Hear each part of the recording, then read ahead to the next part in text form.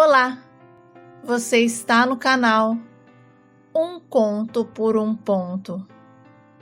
Eu te convido a curtir, a comentar, a compartilhar e se inscrever no nosso canal. Eu e o Alvinho nos conhecemos desde a pré-escola. Estudamos em todas as séries juntos e no último ano começamos a nos olhar de um jeito diferente e decidimos namorar, o que não foi surpresa para ninguém.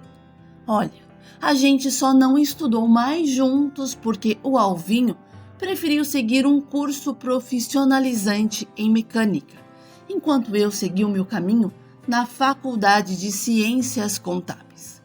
Mas mesmo com essa distância entre nós, o nosso namoro continuou firme e forte. Passamos a enfrentar rotinas diferentes e as novas responsabilidades que a vida nos deu. E mesmo assim, tudo continuou igual. O meu namorado conheceu novas pessoas no curso, com quem dividia interesses e projetos, enquanto eu também fazia novas amizades na faculdade.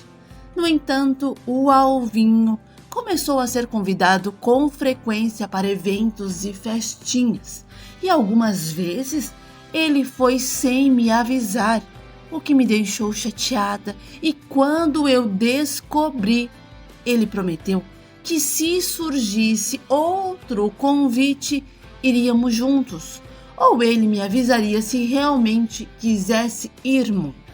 Mas o Alvinho continuava indo sem me avisar, insistindo que não ia paquerar, apenas se distrair com os colegas. E chegou a insinuar que eu estava sendo pegajosa e deixou claro que não ia mudar por ninguém. E ainda disse que se eu quisesse continuar com ele, teria que aceitá-lo daquele jeito, porque não estava fazendo nada de errado. E me pediu para parar de cobrá-lo, já que nem a mãe dele cobrava tanto. O Alvinho foi curto e grosso e mandou eu escolher.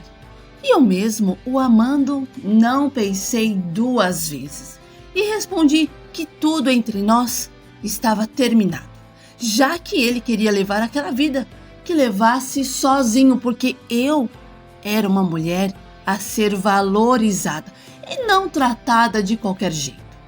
E quando meu namorado percebeu que eu não ia correr atrás dele, mudou de ideia e disse que estava brincando e afirmou que me amava demais para terminarmos por uma bobagem. E pelo menos durante uma semana inteirinha, ele ficou me ligando, dizendo que me amava, que eu era a mulher da vida dele. E tudo entre nós ficou bem outra vez. Mas o ciclo se repetia. O Alvinho continuou saindo e aproveitando as festas e a companhia dos novos amiguinhos. E por eu sempre acreditar que ele iria mudar, eu perdoava. Eu tinha a esperança de que aquilo fosse apenas uma fase. Além do mais, os mais velhos me diziam que os rapazes eram assim, só gostavam de sair para beber e jogar conversa fora com os amigos e nada mais, e que eu não fosse tão insegura. Bom, eu tentava relevar.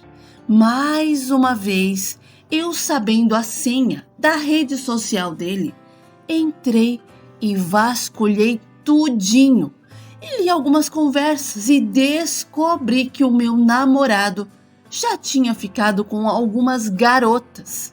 E aquilo foi a gota d'água. Eu não consegui mais fingir e nem acreditar que ele iria mudar. E o Alvinho? O Alvinho mesmo, eu tendo lido tudo, insistia que era mentira. Mas independentemente de ser verdade ou não, eu não estava mais disposta a continuar. Então terminamos. E eu segui firme com os meus propósitos e objetivos, enquanto o Alvinho só foi ladeira abaixo. E o engraçado era que em cada dificuldade que ele enfrentava, Ele me culpava dizendo que eu o deixei triste e deprimido por não querer voltar. E o meu ex-namorado entrou no vício da bebida e do cigarro e não conseguia se manter em nenhum emprego. E até isso eu era culpada. E a mãe dele me ligava todos os dias, pedindo para eu dar uma chance ao Alvinho.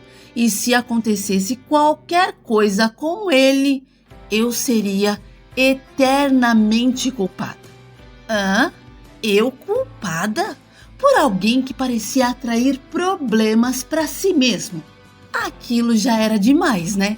E deixei bem claro para a dona Fernanda que se algo acontecesse com ele, ele seria o único responsável, e pedi para ela e o Alvinho pararem de culpar os outros pelos problemas que ele mesmo criava. E na minha decepção, falei que estava na hora do filhinho dela assumir responsabilidades, fazer escolhas certas e reconhecer os seus erros, sem transferir a culpa para mim. E pela primeira vez, a dona Fernanda despejou centenas de desaforos em mim.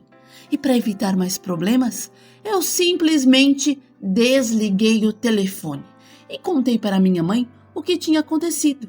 E a minha mãe, que era amiga dela, decidiu ter uma conversa com a dona Fernanda. Olha, eu sei que essa história foi longe, viu? Mas eu segui em frente com a minha vida. E um dia, a minha mãe me ligou desesperada, dizendo que o Alvinho tinha sido preso e que a dona Fernanda estava arrasada. E me pediu para eu ligar e dar uma força, umas palavras de incentivo. Então, eu atendi ao pedido dela e liguei para a mãe dele. No entanto, quando a mãe dele atendeu e percebeu que era eu, desabafou, dizendo que tudo era minha culpa e insistia que o seu filho estava perdido na vida por minha causa, que ele me amava intensamente e que eu era uma louca ciumenta que tinha terminado com ele, mas tudo que o garoto queria era se divertir com os amigos e eu o atormentei tanto com meus ciúmes que agora ele estava detido, preso, jogado dentro de uma jaula como se fosse um animal perigoso. E falou que se o pior acontecesse, a minha vida iria se transformar num inferno. Olha, eu fiquei até horrorizada e me senti até culpada e pensei em visitá-lo. Conversar, perguntar o que estava acontecendo. Poxa, eu não queria que ele terminasse numa cela. Eu queria o Alvinho bem. Mas antes que eu fizesse essa visita, a verdade da prisão veio à tona através da tia dele. A dona Raquel encontrou a minha mãe na feira e contou que o Alvinho, junto com alguns amigos, haviam estrupado uma garota. E a notícia do que ele fez caiu como uma bomba e eu fiquei passada. E no dia que a dona Fernanda me ligou para pedir novamente que eu fosse conversar com o Alvinho, eu disse que já sabia da verdade e não iria segurar a mão de alguém que tinha estrupado uma pessoa. E perguntei como ela conseguia fingir que o filho dela era inocente. E a dona Fernanda até chorou e disse que o Alvinho não era assim e que a moça estava bêbada e nem sabia se ele tinha participado mesmo do estupro coletivo. E rapidamente encontrou outros culpados para mais um erro do filho. E assim a vida dele seguiu. A dona Fernanda sempre encobrindo os erros do Alvinho e eu cortei o contato com ela. E depois de conversar muito com os meus pais, eu fui morar com os meus avós que viviam em outra cidade. O Alvinho, olha, não tomou jeito. Infelizmente entrou para o mundo do crime e eu fiquei triste pela escolha que ele fez. Meus pais decidiram alugar a nossa casa após a morte do meu avô, porque a minha mãe não queria mais ficar longe da mãe dela. Então voltamos a morar todos juntos. Tempos depois, conheci o Francisco Júnior, que antes de começarmos a namorar, éramos amigos inseparáveis.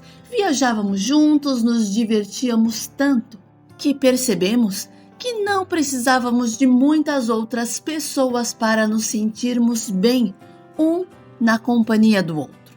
Então decidimos que não dava mais para ficar apenas na amizade e começamos a namorar. 1 ano depois nos casamos. Hoje temos a Manu de 8 anos e o Augusto de 5.